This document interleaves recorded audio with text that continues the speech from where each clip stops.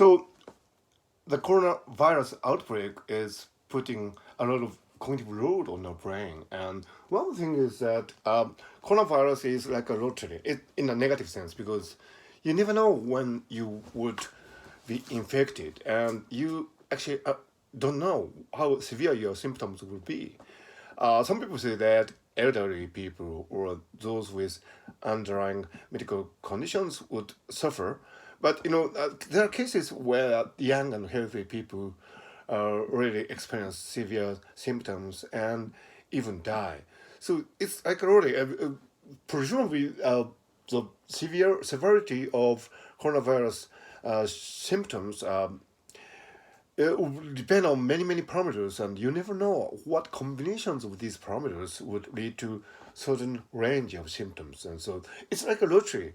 And, many governments say that maybe 60, 70% of the whole population would be infected at the end. So the question is, when would you be infected? This is a random process. No matter how careful you live your daily lives, you might contract the virus at certain times. And uh, depending on the situation at the hospital, the treatments that you would receive would be different. So it's really a difficult question. What is the sensible, approach to coronavirus infection? But if, as the government says, that a larger proportion of the population would be infected, then it might be, just plausible to be infected in a sensible way at a certain time, so that you can, build up your immune system and learn to adapt to the virus.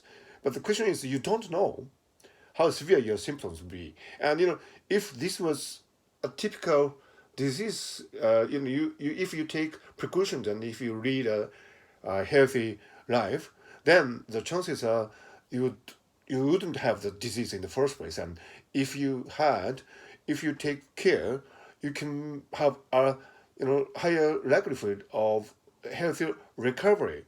But in the case of coronavirus, you really don't know.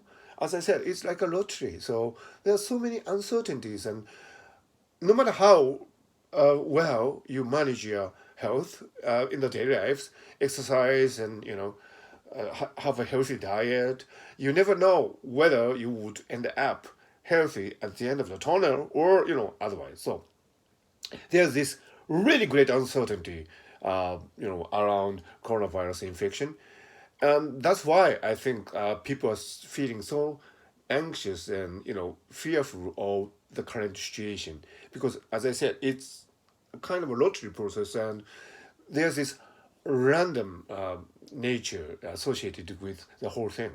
So in order to adapt to this situation, we really need